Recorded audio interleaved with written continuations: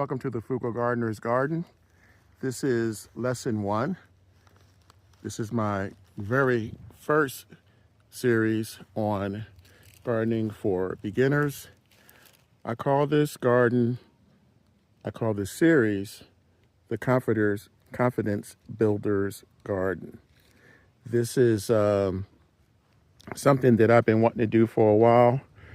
Over time, I've taught my daughter, my son, my son-in-law, my nephews. I've taught people close to me how to garden. This is the first time that I'm actually going to do this as a series.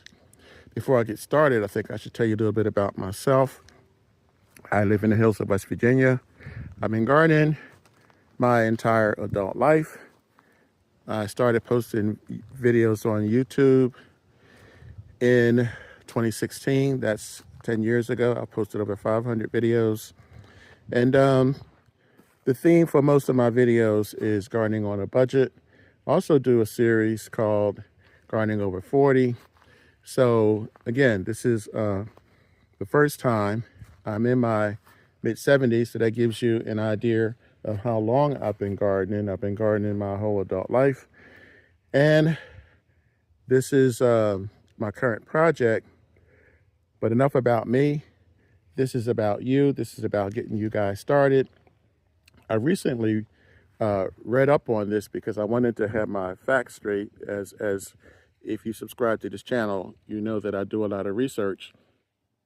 Two things jumped out at me, and one is that since COVID, up to 18 million people have started gardening.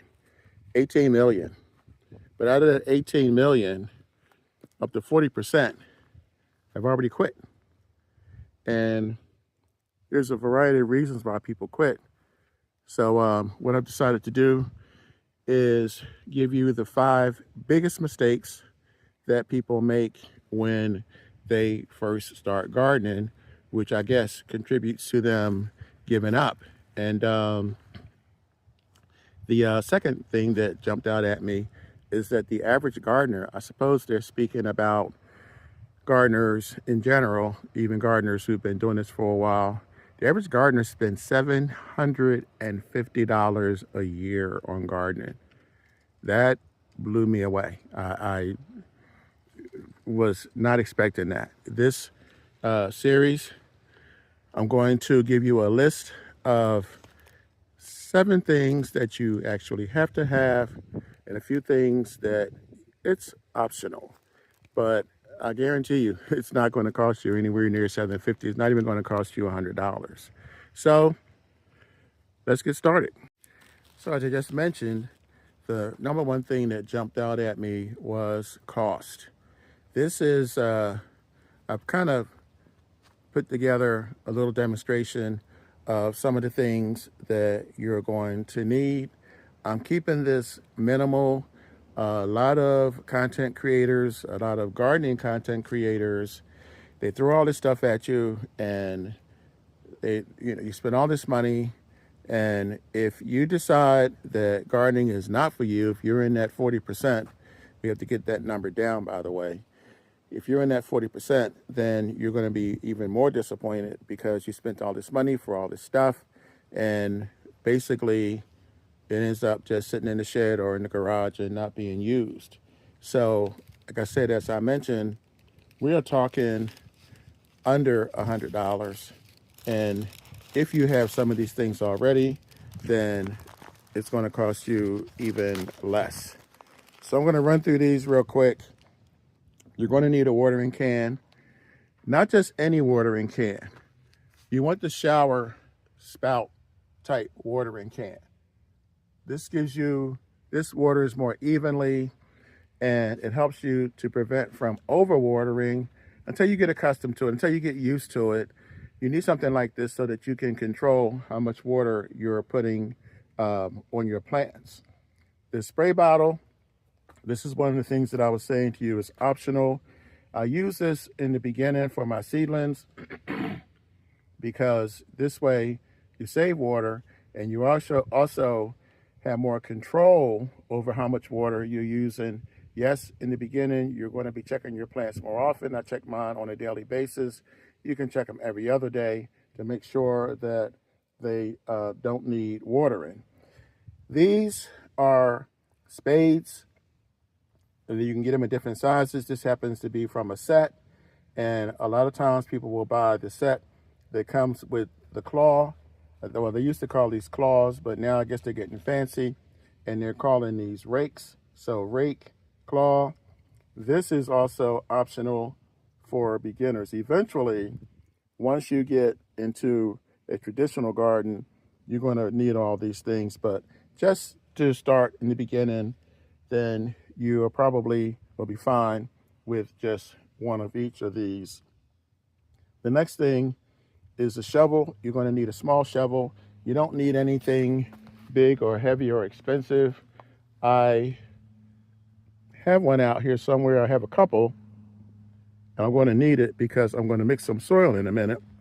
I don't want to get ahead of myself, but that's the other thing you're going to need. And grow bags. So I'm going to stop here because this is going to require some explanation. This is not traditional. This is a game changer for me. This is one of the things that I think is going to help people, help you guys to stick with this for the long term. A lot of people who have these garden videos for beginners don't use these, and I'll go into more detail in a minute. But it's just to finish the list. The other thing you're going to need is nutrients. This is something else that's going to require more of an explanation, but right now I'm just giving you the rundown of things that you're going to have to get. You can jot this down, you can pause this video, you can play this back, you can save it, you can subscribe. There's a lot of things you can do so that you'll know what this is in the event that I'm going too fast. A lot of people who have these videos, they talk about things like blossom end root rot rather. They talk about NPK. They talk about root bound. They talk about all these things that you would, if you would equate a gardening lesson to school, that would be considered, in my view, the junior high or middle school level. I'm not going that route. I'm going to assume that most of you haven't even grown a blade of grass. So we're starting at first grade. We're going to take it slow. We're going to take it simple.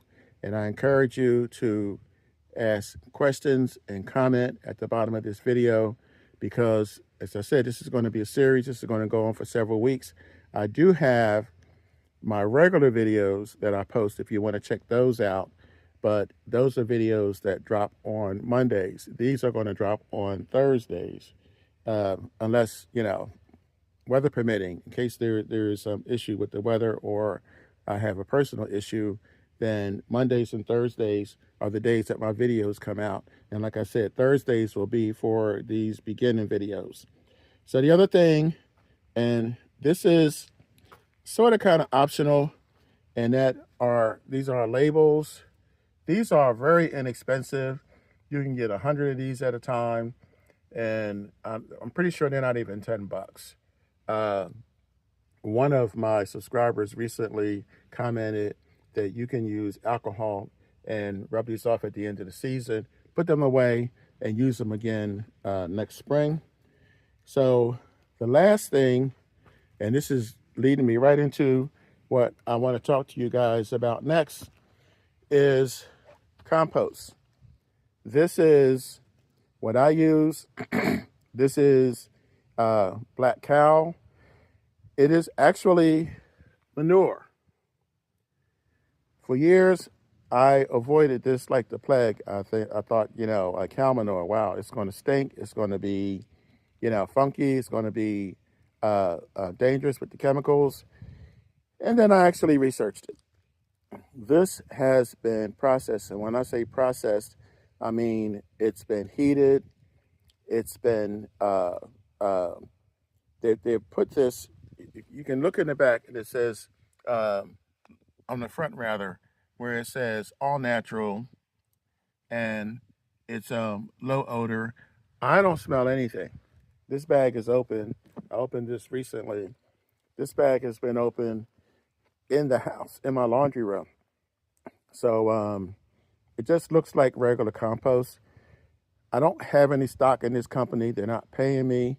So you need a bag of compost, a cubic foot, and I don't care whether you know someone who can give you compost or whether you buy another brand, but you will need compost. Now, out of that list, I obviously did not include soil and I did not include seeds because that's just a no-brainer, something that you know you're going to need anyway. So that is the list of things that you're going to need to proceed with this. Now, here's the thing. We are into spring. We just recently had the spring equinox, and that is a fancy way of saying the first day of spring, but it's still not warm enough to plant outside in my zone. I'm in zone 7A. So, homework. Basically, I'm only going to ask you guys to do two things. Any gardener will tell you the first thing you need to know is your zone. I call it planting zone. You can call it, the official word is plant hardiness zones. This is determined by the United States government about 3 years ago or so. They changed it because of global warming. A lot of people don't like to talk about global warming, but the government changed it, not me. I was in zone 6B. I'm now in zone 7A. And the very, very easy way for you to find out what zone you're in is go to Plant Hardiness Zone, USDA, punch in your zip code. It will give you that information. You can also just ask your phone. Say, what planting zone am I in or what hardiness zone am I in? If your phone is tracking your location, which most phones do without even realizing it, it'll just tell you. It'll tell you right there, and you just write it down, put it on the side of your fridge, put it in the back of a book, put it someplace where you know it, where you know how to get to it. And before long, you'll just know it by heart. You won't need to look it up. So that's the first thing that you need to know before you plant anything.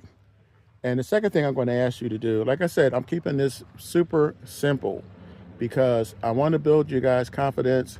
I don't want you to get out there and plant a whole bunch of stuff and not be able to keep up with it. But this is the second thing, and that are your frost dates. Okay? So now your frost dates are in the spring and in the fall. I wrote mine down. It's the same deal, except for this is not the government website. This is the Farmer's Almanac website. And I'll put both of those links in the bottom of this video in the description.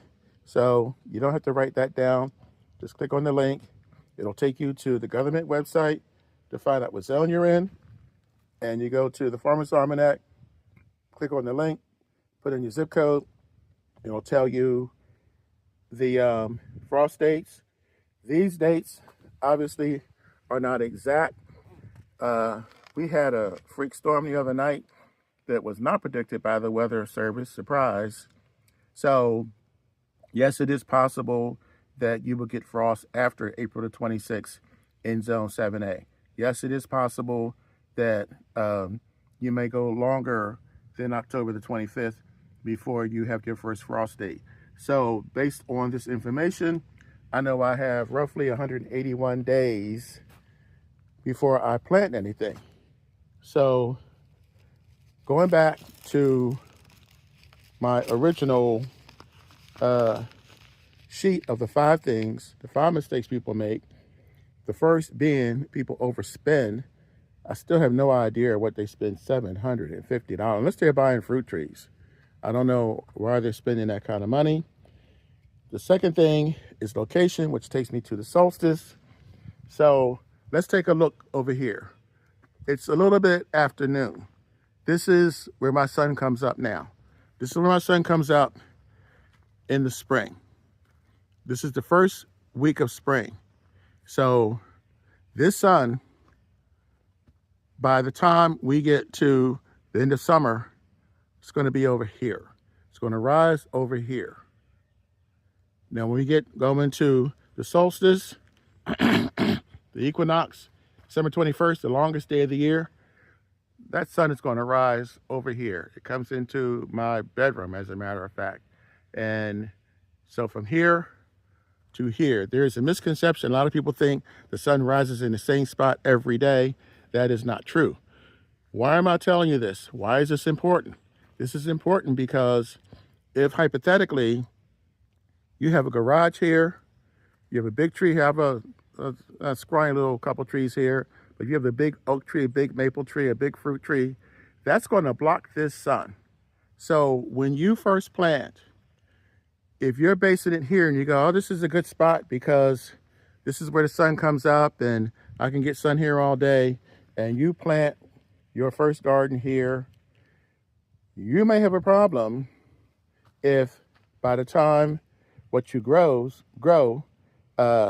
comes up and it's over here and then there's a garage or a house or something blocking, then you're going to have a problem because you aren't going to be able to get enough sun, because most of what you grow in the summer, not everything, but most of what you grow in the summer needs 6 to 8 hours of sun, and that's not going to cut it if you're having things that are going to block you from getting into the sun.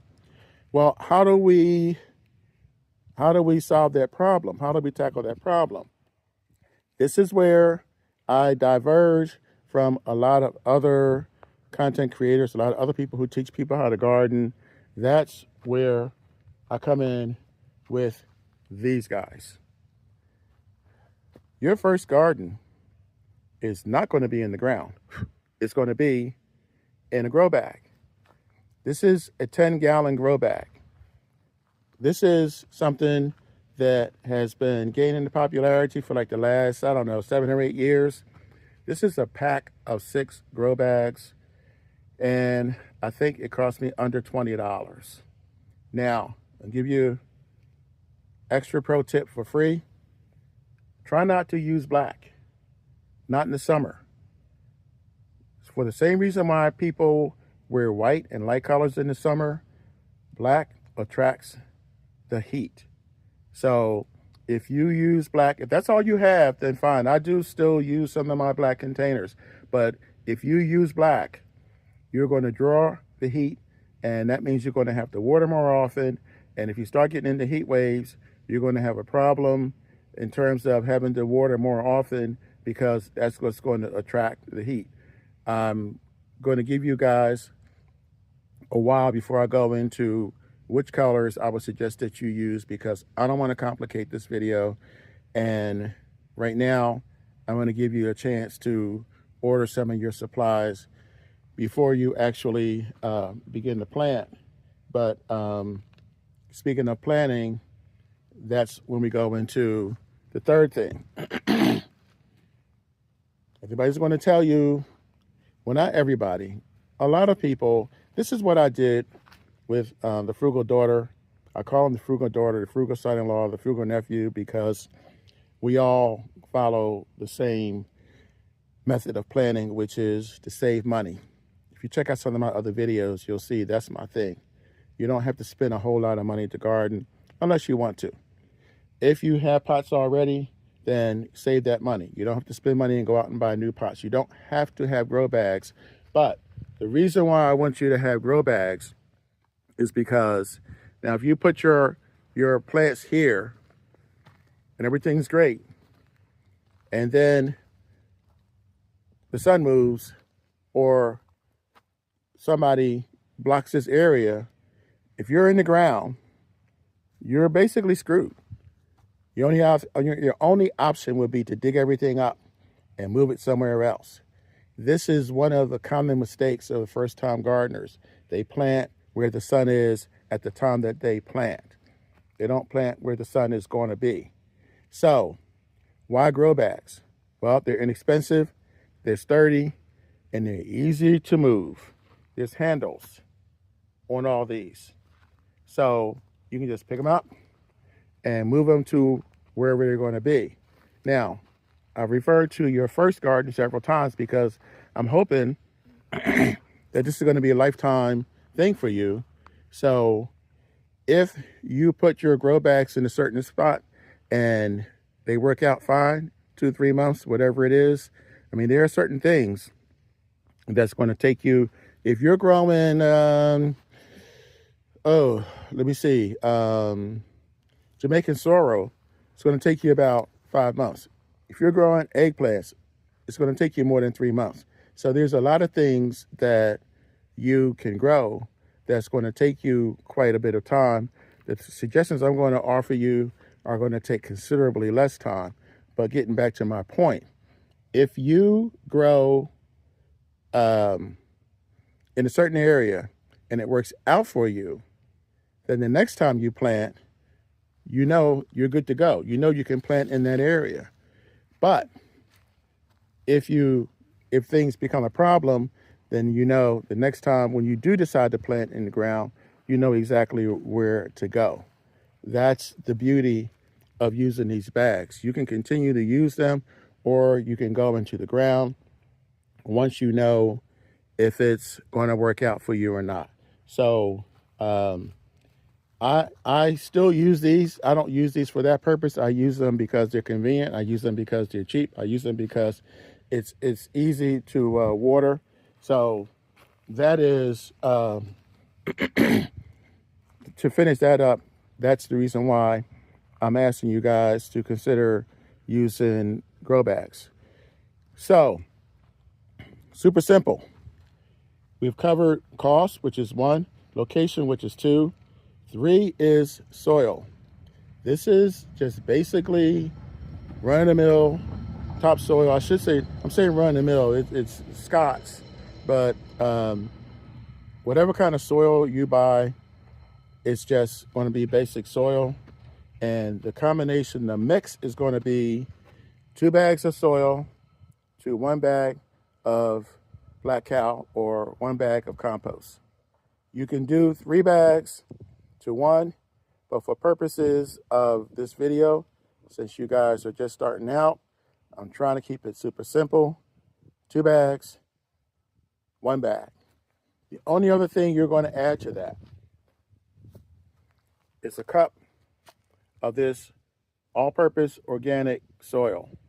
You notice this says this will feed your plants up to 3 months. This is 444. I'm not going to go into all these numbers now. This is one of the things that confuses new gardeners and which turns people off.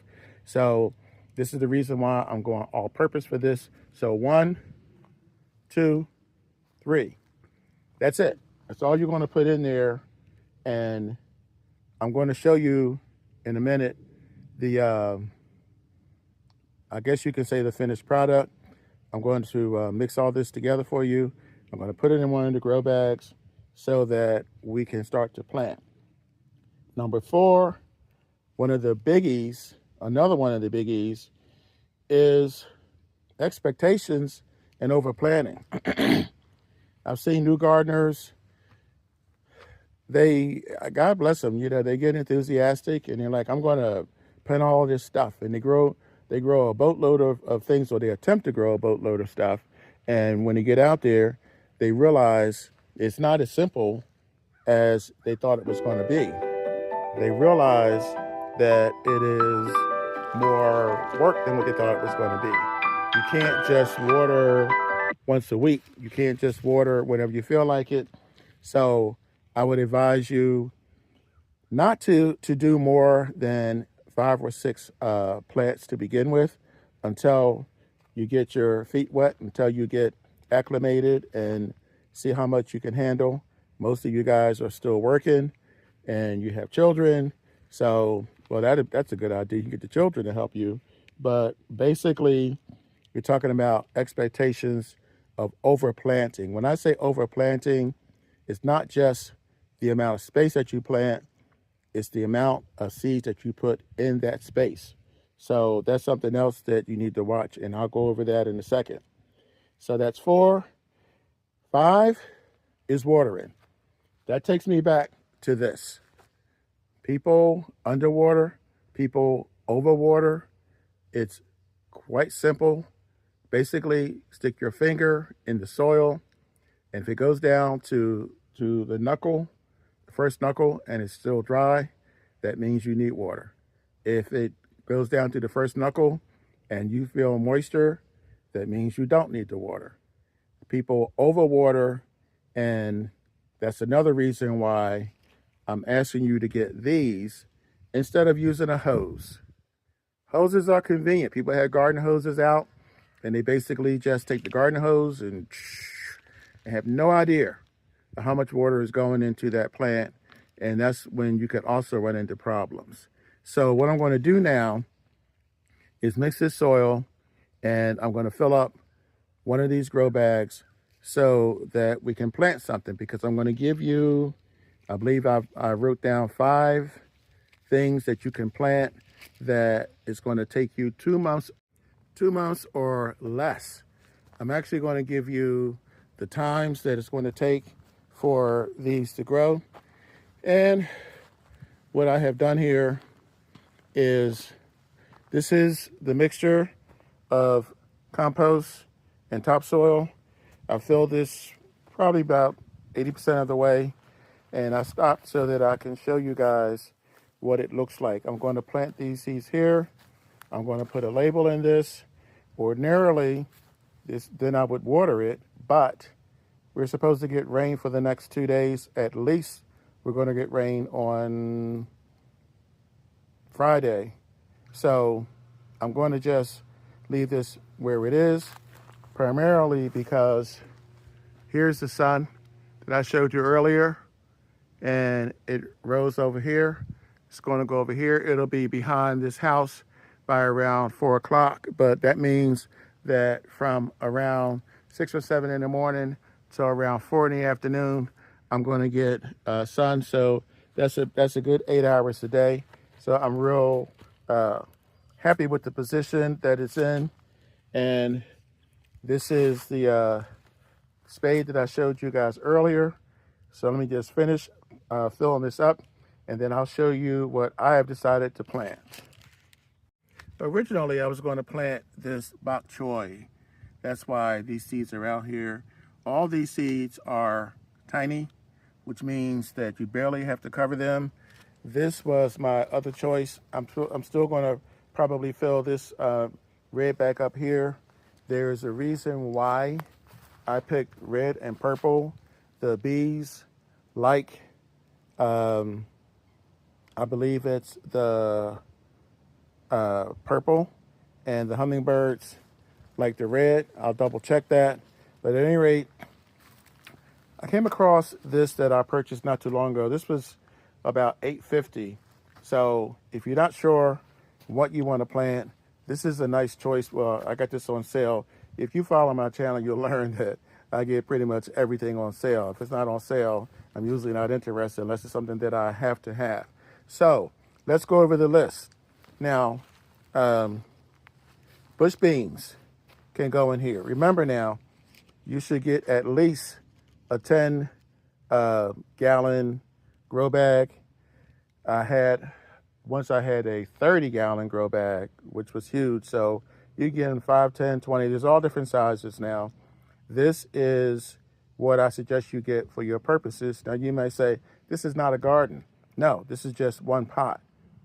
But if you get 5 or 6 bags and repeat this process, this is a small container. You don't have to get a bin. A lot of people just put their soil on the ground and just mix it out on the ground and use it from there.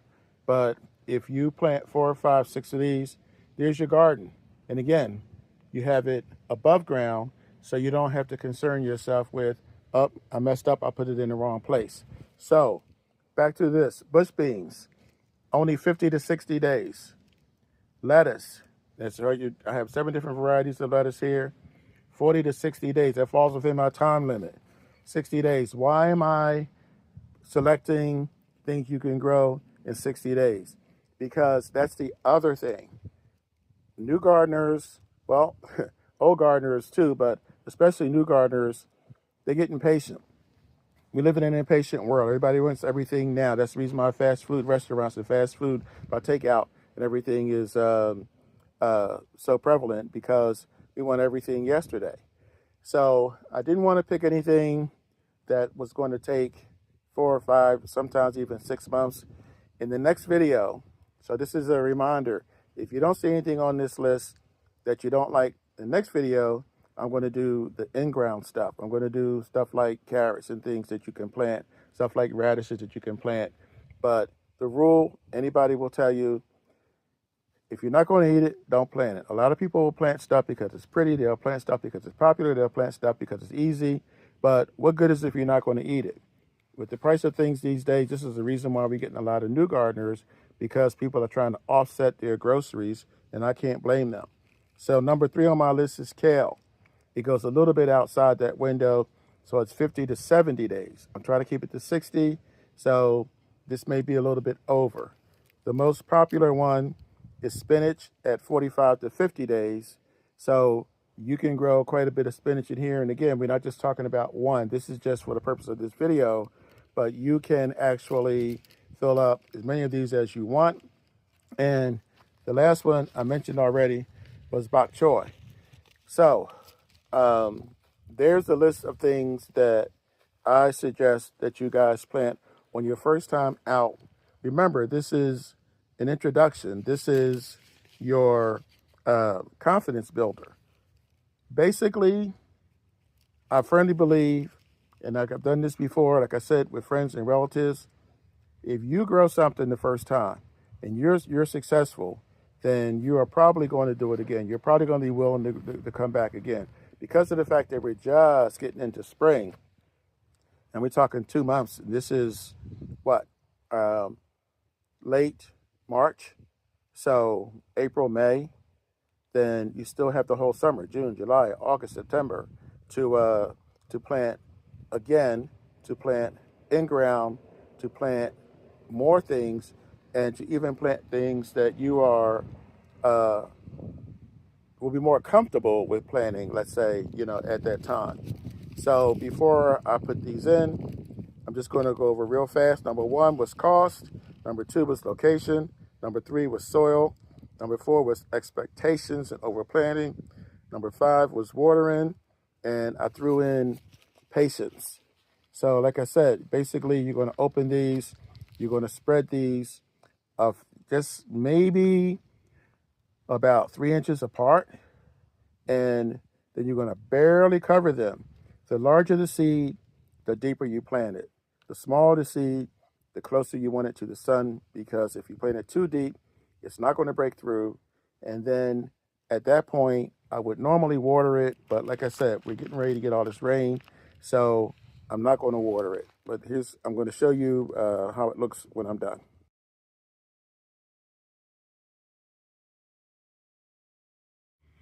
Okay, I hope you can see how tiny these seeds are. This is what you're going to end up with before you cover them. There's a process called thinning. You can see some of these are clumped together because they're really hard to separate. And I won't go into it now because, again, this is lesson 1, and I'm just trying to get you guys used to the basics. So this is for you to see what you're going to be dealing with if you plant lettuce, spinach, and some of the other ones. They have larger seeds, so if you don't feel like fooling with the tiny seeds, then you can basically go ahead and, get the spinach. If you like spinach, I mean, whatever it is that you guys eat or your family eats, it's going to save you money, definitely, at the supermarket with these ridiculous prices. And when you do water this, some of these seeds are going to drop just through watering them. Now, I just basically, just in those couple of seconds, I just covered those. I just kind of patted them down and just moved the soil over them. So now you might see 1 or 2, but for the most part, these are covered. So in this case, I planted 3. Some of these may have to come up if they all germinate. These are fairly new seeds. I also use old seeds, but again, this is for another video. Right now, I kept you guys long enough. I hope that this inspires you. I hope that this encourages you. I hope you guys go out, because do the math. I tell my regulars all the time, when you look at how much you're going to spend versus how much you're going to save. I was in Walmart the other day.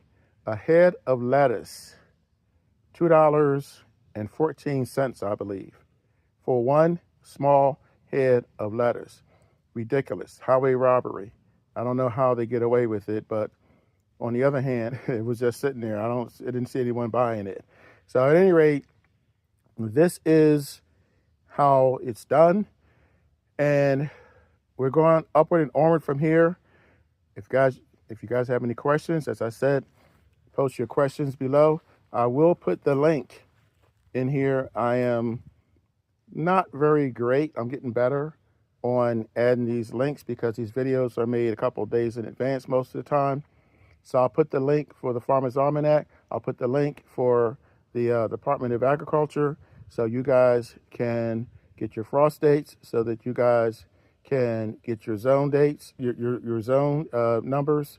And we're off and running. Next week, I'm going to do the in-ground, and I'm also going to give you guys some more tips and ways that you can start your first garden and also save money. I'm the Frugal Gardener. Thank you for joining me for this inaugural video on how to start your garden. Please tell your friends. Everything is tight, money's tight, food prices are tight. So this is a good way for you guys to save money, feed your family, and also get out and get some exercise and get some sun. Catch you guys on the next video. Remember, when you grow your own food, you'll always know where it comes from. Catch you guys on the flip side. Enjoy your day.